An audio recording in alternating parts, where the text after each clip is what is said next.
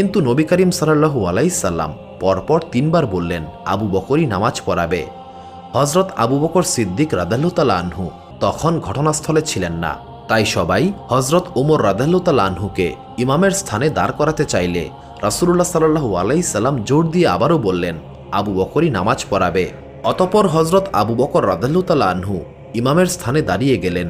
আর এই সময়ে মসজিদে নববীতে উপস্থিত সকলের মন বেদনা বিধুর হয়ে এলো এবং সকলেই অজানা এক নৈরাশ্যের মধ্যে দাঁড়িয়ে গেল।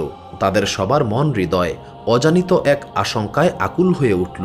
এমনকি স্বয়ং আবু বকর রাদিয়াল্লাহু তাআলা আনহুর পদদ্বয় বারবার কেঁপে উঠতে লাগল। অবশ্য রাসূলুল্লাহ সাল্লাল্লাহু আলাইহি সাল্লামের এই ইচ্ছার সঙ্গে মহান আল্লাহ তাআলার ইশারাও ছিল।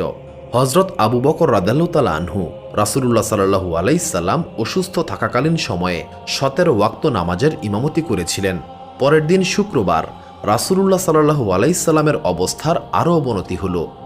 এই দিন তিনি কিছু সময় চেতনহীন আবার কিছু সময় চেতন অবস্থার মধ্যে কাটান। শনিবার দিন রাসূলুল্লাহ সাল্লাল্লাহু আলাইহি সাল্লামের অবস্থার কিছুটা পরিবর্তন লক্ষ্য করা গেল। হযরত আবু বকর রাদিয়াল্লাহু তাআলা আনহু জোহরের নামাজ পড়াচ্ছিলেন। রাসূলুল্লাহ সাল্লাল্লাহু আলাইহি সাল্লাম মসজিদে গমনের ইচ্ছা প্রকাশ করলেন এবং হযরত আব্বাস রাদিয়াল্লাহু তাআলা আনহুর কাঁধে ভর করে তিনি মসজিদে গিয়ে নামাজের জামায়াতে শরীক হলেন। ফলে মুসল্লিগণ ব্যস্ত হয়ে নামাজের মধ্যে তার দিকে তাকালেন। যেহেতু এই কয়েক ওয়াক্ত নামাজ ছাড়া এতদিন তারা রাসূলুল্লাহ সাল্লাল্লাহু আলাইহি সাল্লামের পেছনেই নামাজ আদায় করেছিলেন। হযরত আবু বকর রাদিয়াল্লাহু তাআলা আনহু রাসূলুল্লাহ সাল্লাল্লাহু আলাইহি সাল্লামের আগমন টের পেয়ে সরে আসতে উদ্যোগ নিয়েছিলেন, কিন্তু রাসূলুল্লাহ সাল্লাল্লাহু আলাইহি সাল্লাম তাকে ইশারায় বারণ করে দিয়ে তার পাশে বসে নামাজ আদায় করলেন। নামাজ আদায় শেষে রাসূলুল্লাহ সাল্লাল্লাহু আলাইহি সাল্লাম আবারও আয়েশা সিদ্দিকা রাদিয়াল্লাহু তাআলা আনহার হুজরায় চলে গেলেন। শারীরিক অসুস্থতার কারণে তিনি মসজিদে অবস্থান করতে পারলেন না। ক্রমে ক্রমেই তার অন্তিম মুহূর্তটি নিকটতর হয়ে আসছিল। রবিবার দিন সকালবেলা রাসূলুল্লাহ সাল্লাল্লাহু আলাইহি সাল্লাম তার সব কয়েকজন গোলামকে মুক্ত করে দিলেন। বর্ণিত আছে সেই সময়ে রাসূলুল্লাহ সাল্লাল্লাহু আলাইহি সাল্লামের অধীনে মোট 40 জন গোলাম ছিল। গোলামদেরকে মুক্ত করার পর তিনি অন্যান্য বিষয়ের প্রতি মনোযোগ প্রদান করলেন। দোজাহানের বাদশাহ রাসূলুল্লাহ সাল্লাল্লাহু আলাইহি সাল্লামের ঘরে সেদিন মাত্র 7টি স্বর্ণ দিনার জমা ছিল। তিনি তখনই তা গরিবদের মাঝে বন্টন করে দেওয়ার জন্য হযরত আয়েশা সিদ্দিকা রাদিয়াল্লাহু তাআলা আনহাকে নির্দেশ প্রদান করলেন। কেননা দুনিয়ার সম্পদ যত কমই হোক না কেন ঘরে রেখে আল্লাহর রাসূল আল্লাহ তাআলার সঙ্গে সাক্ষাৎ করতে যাবেন, এটা বেমানান ও লজ্জার কথা। তার নির্দেশ মোতাবেক তার সামনেই উক্ত স্বর্ণের দিনার গরিব মানুষের মধ্যে দান করে দেওয়া হলো। এমনকি সেদিন রাতে গৃহে প্রদীপ জ্বালানোর মতো, তেল ক্রয় করার মতো কোনো অর্থই বাকি ছিল না।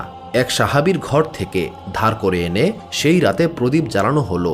মৃত্যুর সময় রাসূলুল্লাহ সাল্লাল্লাহু আলাইহি সাল্লামের বর্মটি কিছু গমের পরিবর্তে এক ইহুদির নিকট বন্ধক ছিল এবং রাসূলুল্লাহ সাল্লাল্লাহু আলাইহি সাল্লামের ব্যক্তিগত যুদ্ধাস্ত্রসমূহ মুজাহিদদের মধ্যে বন্টন করে দেওয়া হলো। এই দিন কতিপয় সাহাবী রাসূলুল্লাহ সাল্লাল্লাহু আলাইহি সাল্লামকে কিছু ঔষধপথ্যের ব্যবস্থা করে দিলেন। এই দিন তিনি বারবার সংজ্ঞা হারিয়ে ফেলছিলেন। চেতন অবস্থায় সাহাবীগণ তাকে ঔষধ সেবন করাতে চাইলে তিনি তাতে সম্মত হননি। অতঃপর আবার তিনি অচৈতন্য হয়ে পড়লেন। তখন সাহাবীগণ রাসূলুল্লাহ সাল্লাল্লাহু আলাইহি সাল্লামের মুখে ঔষধ ঢেলে দিল। পুনরায় তার চেতনা ফিরে এলে তিনি বুঝতে পারলেন এবং বললেন, যারা আমাকে ঔষধ খাইয়েছ, তোমরা আমাকে এটি আর খাইয়ে দিও না। রাসূলুল্লাহ সাল্লাল্লাহু আলাইহি সাল্লামকে ঔষধ খাইয়ে আর কি হবে? আমাদের প্রিয় নবী তার প্রিয় আল্লাহ তাআলার আহ্বানে যেভাবে সাড়া দিয়েছেন, তাতে চিকিৎসা বা দাওয়াই হাজার চেষ্টা করেও তাকে ধরে রাখা সম্ভব ছিল না। রবিউল আউয়াল মাসের 12 তারিখ সোমবারের পূর্ব রাতে রাসূলুল্লাহ সাল্লাল্লাহু আলাইহি সাল্লামের শরীর কিছুটা সুস্থ মনে হচ্ছিল। অস্থিরতা ও যন্ত্রণার মাত্রা পূর্বের চেয়ে অনেক কম ছিল। মসজিদে নববীতে ফজরের নামাজের প্রস্তুতি নেওয়া হচ্ছিল। রাসূলুল্লাহ সাল্লাল্লাহু আলাইহি সাল্লাম তার কক্ষ এবং মসজিদের মধ্যকার লটকানো পর্দা সরিয়ে দেওয়ার জন্য ইঙ্গিত করলেন। সেটা সরানো হলো। রোগে কাতর শয্যাশায়ী নবী করিম সাল্লাল্লাহু আলাইহি সাল্লাম তার উম্মতের নামাজের দৃশ্য অপলক নেত্রে মন ভরে দেখলেন। এই নামাজ আদায়ের দৃশ্য দেখে তার হৃদয় আনন্দে আপ্লুত হয়ে উঠল। খুশিতে তার বদন মোবারক হাস্যোজ্জ্বল এবং উৎফুল্ল হয়ে উঠল। নামাজরত মুসল্লিগণ উন্মুক্ত দরজা দিয়ে তাকে দেখতে পেলেন। তারা মনে করলেন রাসূলুল্লাহ সাল্লাল্লাহু আলাইহি সাল্লাম নামাজে শরীক হবার জন্য মসজিদে আসবেন।